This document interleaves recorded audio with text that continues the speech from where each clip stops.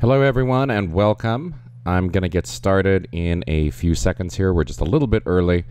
I'd like to take this opportunity though to thank the folks at the Money Show and the Traders Expo once again for their kindness over the years and their support of both myself and of my company TraderInsight.com. It would not have been possible for us to deliver the amount and quality of education, both free and tuition-based education, over the years without their assistance and without their support. So I'd like to get started and let you know that for those of you who don't know me, I've been at just about every Money Show or Traders Expo since 1999, so most of you know at least who I am. My name's Adrian Manns, though, and I have been a professional equities trader going back 16 years now.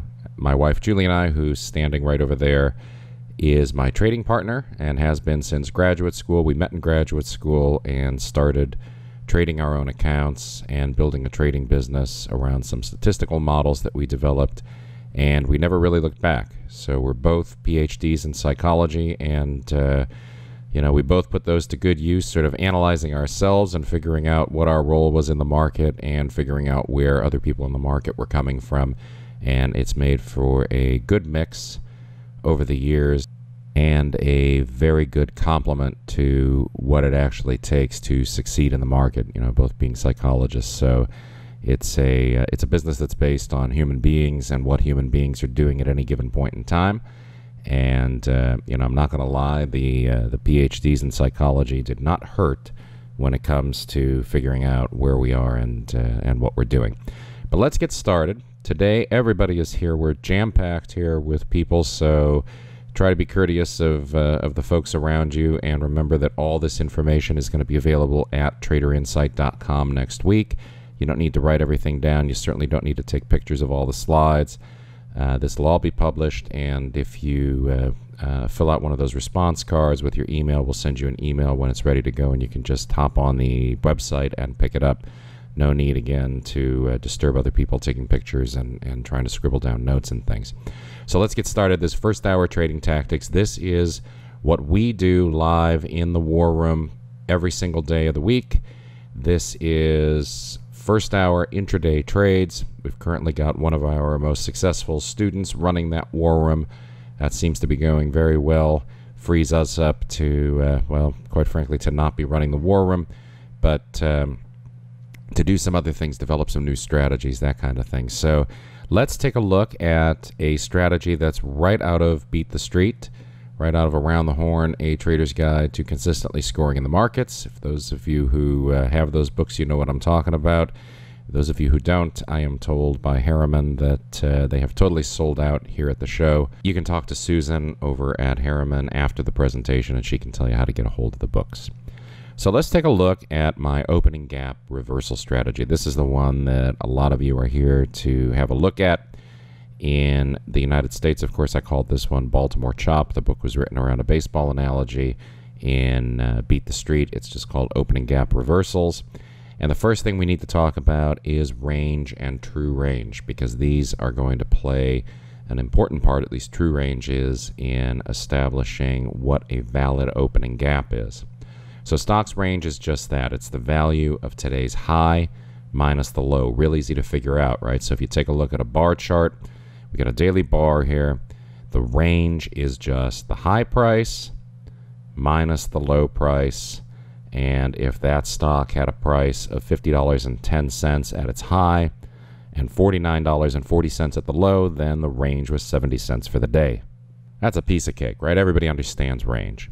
Now let's take a look at true range. It's a little bit more complicated, but once you wrap your head around it, all it is the range of the day plus the gap. So a stock's true range today is the greater value of that previous bar, the high minus the low, or just the simple range, or it's the absolute value of the high minus the previous close, or the absolute value of the low minus the previous close.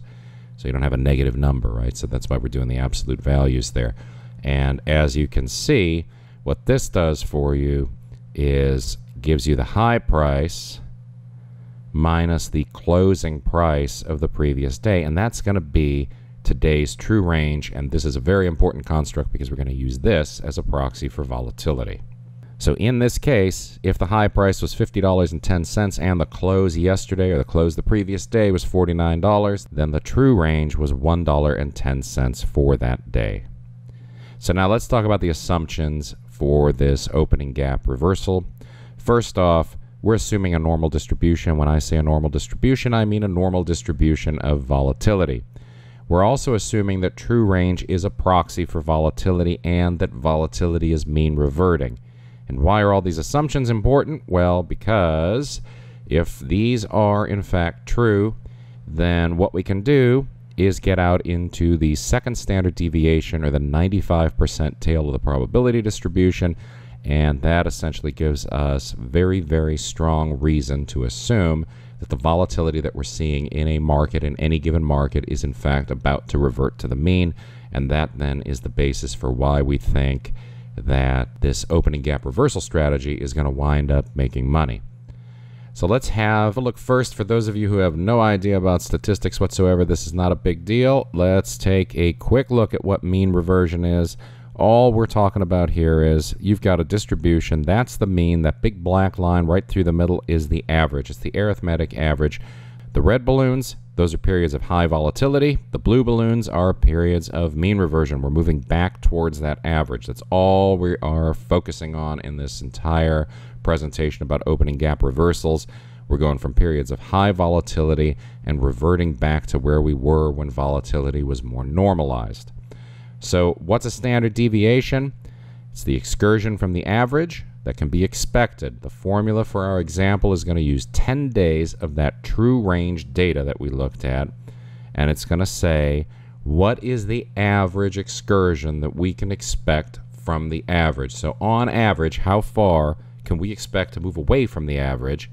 And using 10 days of true range data, or 2 weeks of stock trading data, right, we get the standard deviation for x 1 through 10, so we're going to sum the 10 values for true range for the 10 days, minus x bar. We're going to take the average value of those 10 days.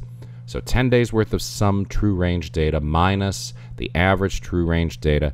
We're going to square that. We're going to get rid of any negative number that's in there. We're going to divide it by n, and in this case is the 10 data points.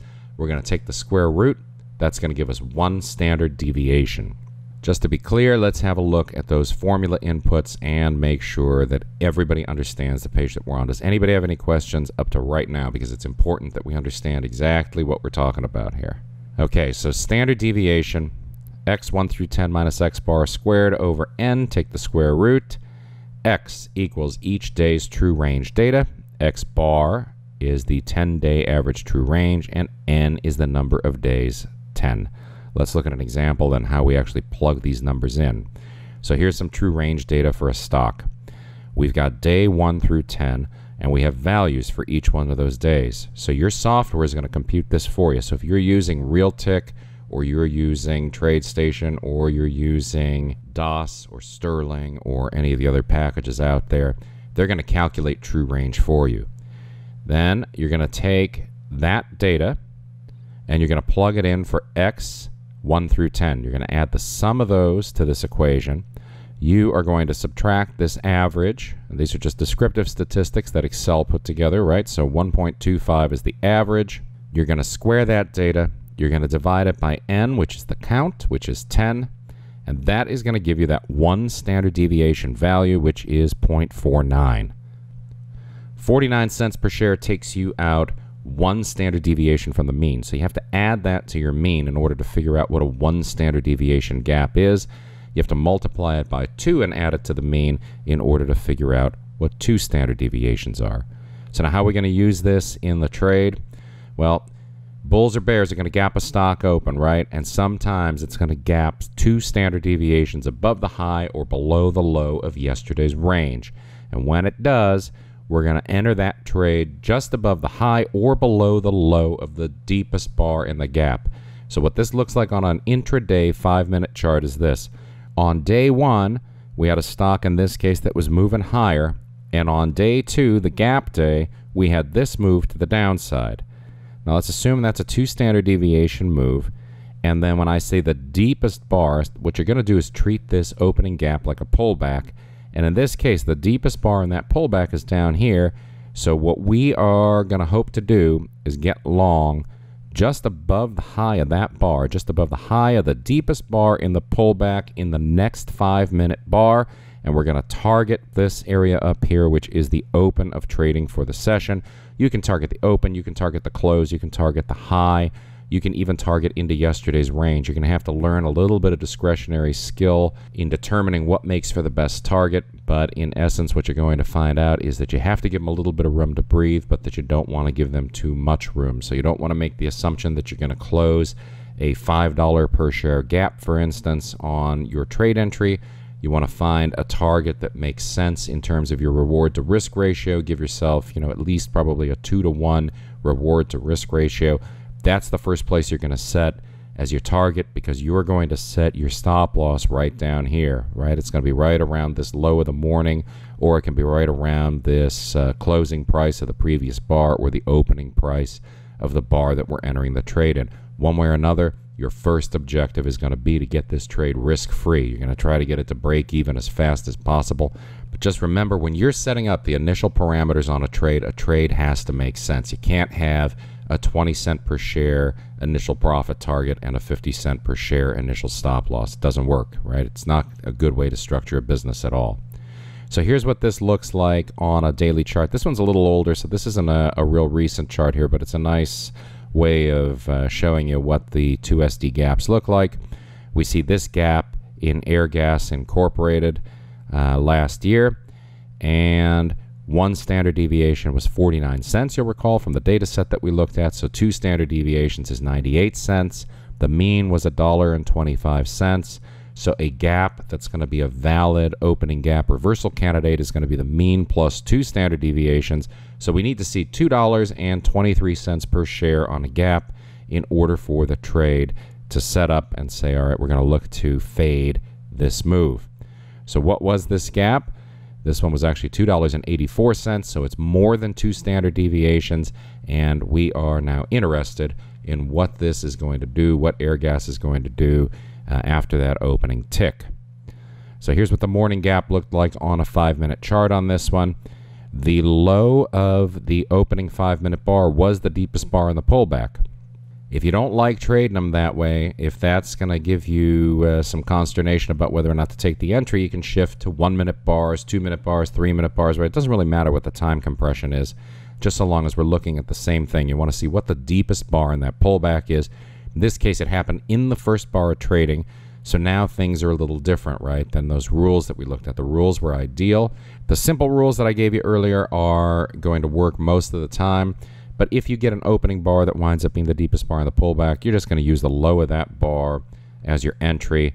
You're going to use the close or the open of that bar as your stop loss, and then you're going to use a reversal of 2 closing prices, which happens down here, as your exit for the position. So in this case, you've got about a 53.80 entry and about a 53.20 exit. And when I say reversal of 2 closing prices, just look in that circle.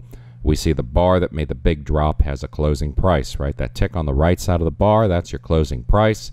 The next bar has a closing price that's lower. Again, it's this tick here that the laser pointer is showing you, right? So where the green dot is showing up right now, that is the closing price of the second bar in the move to the downside. And then this third bar moves higher and reverses the close of the second bar and reverses the close of the first bar, goes through, negates those closes, essentially just moves back through them again, and that's where we're going to close out of the trade. So there's a little variation on the rules, and I'm sorry that it's the very first example that I'm showing you, but let's take a look at the daily chart just to see what happened, and then we'll take a look at another example. Here, of course, is Airgas on the daily, and we see that the gap did in fact close. It moved all the way back down again. So yeah, over the course of the session, you could have capitalized on a giant move, but this is a first-hour trade, and in fact, we're really only looking for these in the first half hour of trading. So if you're interested in sitting there all day, there's a lot of things that you can do. Send me an email and we can talk about some of those, but in the interim, really what I'm going to tell you is focus on the first half hour of trading on these and you won't make yourself crazy. So here's an example using calculated gaps. We're just going to take a look at this first one. This is TripAdvisor. We see that my software has sorted into long and short the opening gap reversal candidates. It just goes through and applies that formula that we were talking about. This is a module that you can get for TradeStation and plug right into TradeStation. It's available from traderinsight.com. This one's called Baltimore Chop or Opening Gap Reversal. It's an ELD file, right? It's about $500, and you just plug it in, and every day it gives you these opening gap reversal candidates. But let's take a look at what these entry criteria wind up looking like with that calculated gap, because we see here that we've got a close way up here on TripAdvisor. We've got a 2 standard deviation opening gap. I'm going to say that's probably more than 2 standard deviations, given it's like $10 to the downside. So now we've got a bar that moves lower. We've got this second bar that moves even lower yet. So now we've got the pullback just the way we talked about in the idealized example. And let's pull up a zoom of those 2 bars. And you can see here that the deepest bar of the gap is the second bar of the day. The first bar of the day gives us our entry point. Right above the low of that bar is where the close got put in. So we're going to look to pop into a long position right above that. And then we've got a couple of objectives for a first target. The open of the bar is far enough away from that entry price that it makes some good sense as an initial profit target. We can also use the high. We can use Fibonacci expansions. We can use pivot lines. There's a bunch of things that we can do. In this case, I'm going to use a move just below the close, that right tick on the deepest bar of the gap, and that's going to represent where I'm going to place a stop loss. I'm going to go below that, probably down about to where that red arrow is actually, is what I'm going to assume as risk for this one. And that's based on going through and looking at 25 tick data, which we're not going to do here because we don't really have time to go through 25 tick charts, and a lot of you don't even have them. But changing time compression is something you should keep in the back of your mind in terms of how to set stop losses. So let's look at the position management on this one using the 5-minute chart. This happened in the room just the other day. So on 11/5, this was a trade that Rick had in the room for our War Room subscribers. And we see that you entered the long position just above the high of that second bar. And look where we wound up. The long position closed out right at that opening tick, and we really didn't get much higher over the course of the session. So those position management ideas are very, very solid, and they make for a very good way to manage these very high volatility trades. Stop loss again down right around where that red arrow was, just below the close of the second bar. And let's take a look at how you put this order in and how you would get filled on this position on the opening gap. Now, I'm going to tell you, I'm not very good as a discretionary trader. I don't like to have a lot of discretion. It makes me nervous. My friend Mark can tell you that I joke and say that the more discretion I have during a trading day, the more hair I find laying around my keyboard when the day is over with. I like to pre-plan things. I like to load things up and just let them go on their own. So when I have a trade like TripAdvisor, I like to load up my bracket order. This is in Realtick. Realtick is a very powerful trading platform, allows you to preload strategies. In this case, I've got my opening gap strategy, and Realtick knows ahead of time we're going to use a stop limit order for this strategy. All a stop limit is, for those of you who don't know how to structure orders this way, you have a stop price. A stop price is not an exit price. It's a price at which something happens. So a stop price is an activation price. Something is going to happen when a stop price is hit, and in a lot of cases, that might mean you're going to enter a trade based on the activity that happened in the market right there. It could also be a stop loss. It could be, just about anything can happen at a price that you identify as a stop price. It does not mean the same thing in every situation. So a stop price of $72.40 with a limit price of $72.43. What that does for me is says, if TripAdvisor ticks $72.40, then I want to get long the stock, and the worst price I'm going to accept is $72.43. If I hit $73.69, which was that profit target, I want to exit 2,000 shares. I'm going to have a profit of $2,520. And if it hits my stop loss at $72.09, I want to exit. My stop loss will be $680. Then I click on place the order, and we are good to go, right? If it hits $72.40, it's going to get me into the position, and it's going to take care of itself. Now, you could also, somebody is going to ask me about taking a portion of a trade off.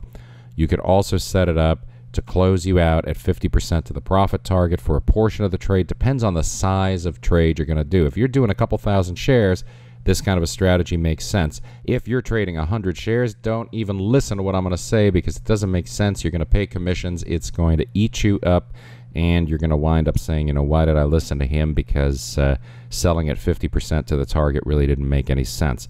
But let's say you've got a big order out there. You've got 2,000 shares. You have your stop limit order out. 72.40, 72.43 got you in. 72.09 is going to get you out for a loss. And in this case, 50% of the distance of the profit target, $72.99, roughly 50% of the distance, is going to get you out for a $560 profit on half of your position. The other half is going to get you out at that $73.69 profit target for $1,260. What this does is locks in a little bit of profit automatically. You're not attempting to move stops around. You're not trying to ratchet things over the course of the morning. In the case of Realtek, I can just drag lines and drop them where I want trades to be modified. But if I have something else on, this is a really easy way to manage a bigger position. So just bear that in mind. There's different ways you can pull these together, but using a 5-minute chart and your bracket order entry system makes for a very, very easy morning and a very easy way to manage these trades. Now, in terms of money management, the first thing that I want to do is move my stop to risk-free. So if you're not out of the position at 50% to the target, once you get a move of 50% to the profit target, you want to trail those stops at break even. You want to get risk-free as fast as you possibly can. And if a position moves really strongly in our favor and we hit that initial profit target, we can take off a portion of the position. We can move the trailing stop to the 50% to target level and leave it there. We can trail it higher automatically. Realtek allows us to just enter a trailing stop based on a percent value, based on a dollar value. In that case, you know, usually using about 20 or 30 cents per share. Every time it moves up a penny, it's going to ratchet that stop up, and it's going to protect the open profit that you have.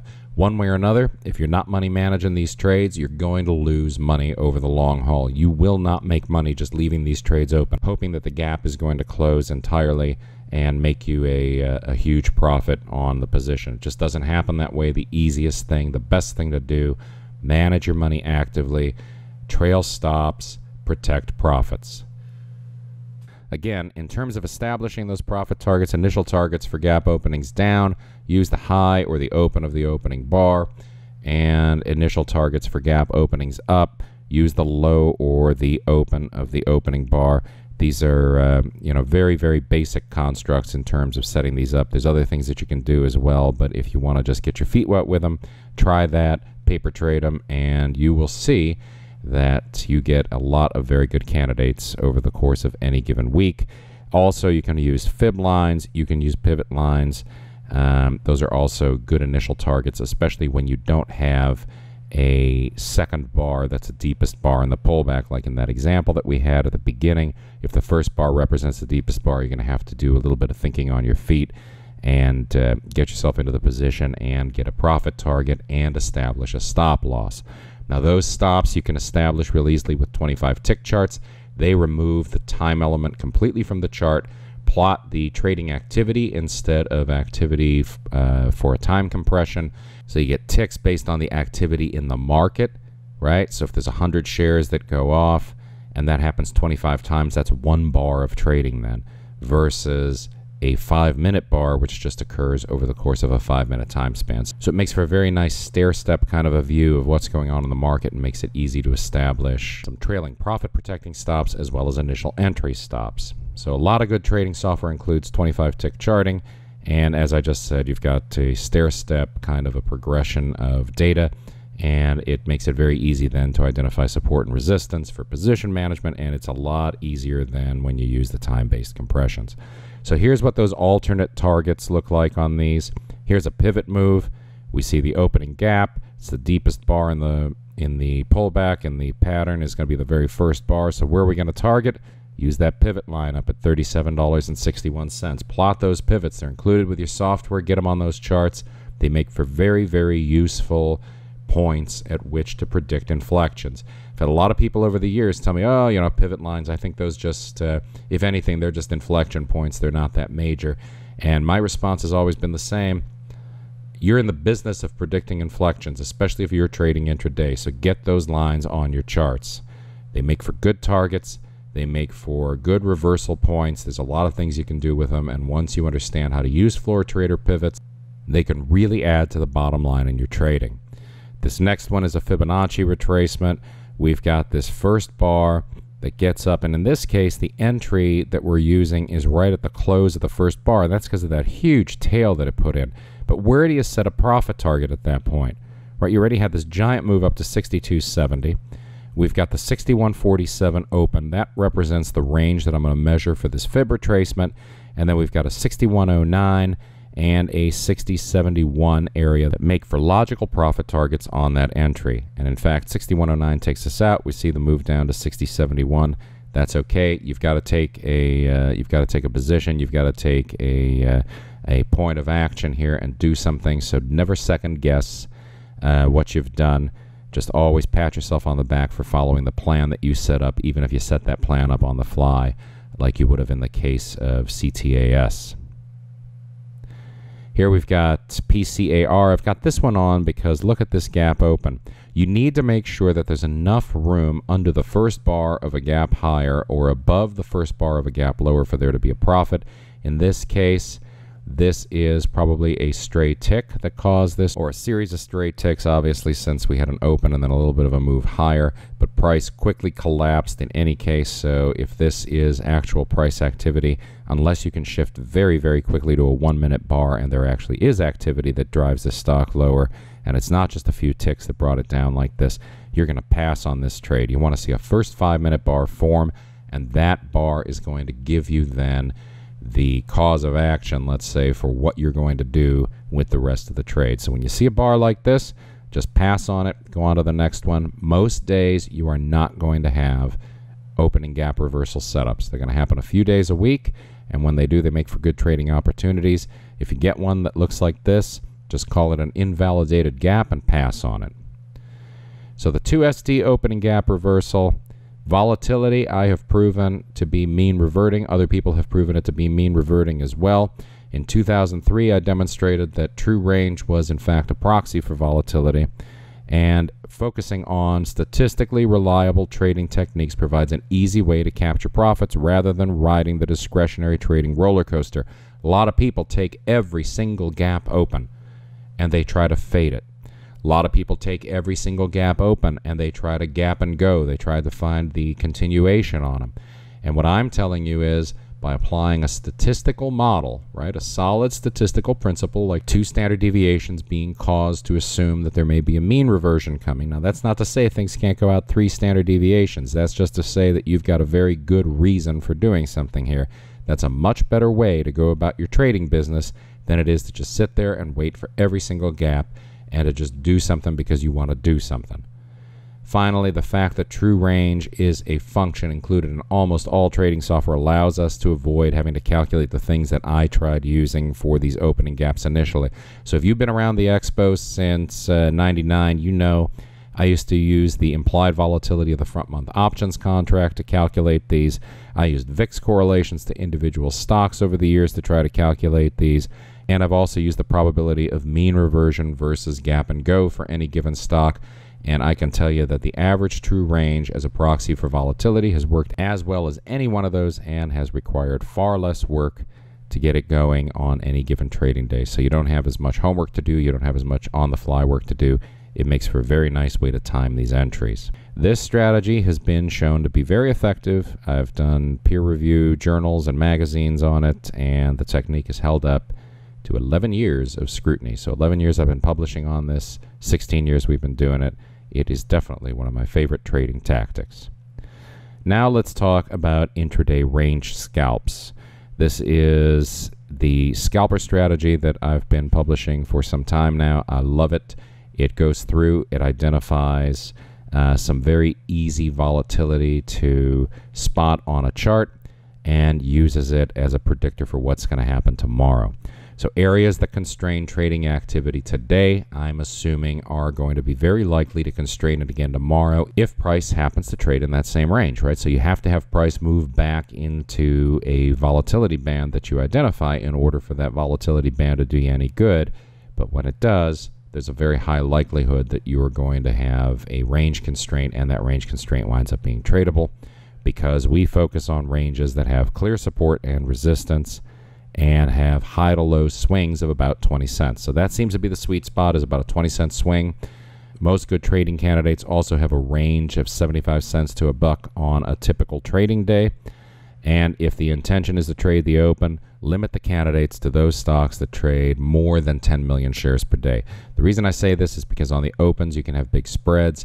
If you want to trade the first half hour or the first hour of the trading session, you want to make sure that the spreads are going to be tight, and the spreads are only going to be tight on stocks that do a bunch of volume on any given trading day. And the easiest way to filter for that is just not to have the low volume stocks on your list to begin with. Here's what the scalper plan looks like. This was for November 6th. Here's Apple, right? I like to say it's almost like an apple a day. We see I identify 3 bands of volatility. That's about all that I can really handle in terms of watching it. I plot all these lines on my charts the night before, and then in the morning it's just a matter of going in and saying, you know, is it coming in this case down because it's a short through 109.05? If it does, I'm going to target 108.84. If it moves down through 108.84 from above and hits 108.60, that's going to be my targeted move. And if it comes down through 108.60 from above, gets to 108.27, that's the move that I'm looking for. And I found these just by plotting volatility bands on an intraday chart. So this would be for 11.5. The plan was for 11.6. You go through, you say where do the highs and lows aggregate. That's going to be the range that you're interested in. The move between those two bands is always the one that we're looking to capitalize on. And if you look at the chart, you'll see that it's always earlier in the session that the trading is the clearest, tends to adhere to the bands the best. And if we move out one day to 11.6, what we're going to look for are these 3 moves. So those 3 blue bars are going to represent the opportunity that we're looking for from the scalper trading plan. Here it is, right off the opening bell, right? As I said, you can take a stock like Apple. This thing trades a ton of shares right off the open. Boom, comes down through 108.60, actually moved up, then down through 108.60, came down, hit the profit target, you're done for the session. That's if you want to walk away from it. If you want to take this second entry at about 11.20, you can. Just realize that over the course of the trading session, it's going to take longer for the later trades to play out, and it's also going to be highly likely that those are the trades that have the shallowest moves. You're going to have to adjust targets a little bit, get out early, or you're going to have to wait for the move to mature, and over the course of the session, you're going to get this directional move if the market is also moving directionally and it's pulling that trade with it. So the opening moves on these are the easy ones. I just take these right on those lines. The moves later in the session, I'm looking for this little check mark inversion, I call it, where I see a move up through a line and then back down through it. In the case of a short, that's how I look to get into that position. But one way or another, this makes for some very, very reliable trading and some very easy trading. Again, it does not give you trades every single day of the week. This is a way to handicap the market. This is a way to get in front of opportunity. But it's not necessarily going to be the case that you have something to trade every single open or every single hour of every single trading day. So the volatility band scalper plan, right? We're looking for the opportunity to identify ranges that sort of constitute where trading today occurred and look for those ranges then to reestablish themselves in the session tomorrow. High volume stocks, wide range, those make for great first hour trades. Trades later in the session are best when they penetrate the volatility band in the opposite direction of the previous day's trend. You want to look for that check mark reversal and then look for a follow through between the bands. And bands, of course, you can also add over the course of the session. Good example is Yahoo, Alibaba, a lot of these high flyers. They tend to violate yesterday's bands and create a new trading range. All you need to do is look for that range to be established, pop some lines on the chart, look for how well they adhere to those lines, and then you're going to take a risk. You're going to take a chance with it. You're going to say, this is where I think price is going to reverse, and you're going to get in front of that reversal, and if it goes against you, you're going to get out with some very tight stops. So that's it. That's first hour trading tactics. I will take questions from the audience at this point for as long as you have them. If the next speaker arrives and needs the stage, then what we can do is adjourn back to the lounge and we can answer questions for as long as any of you may have them. Once again, thanks to the Traders Expo for treating myself and my family so well, and thanks to all of you for attending today.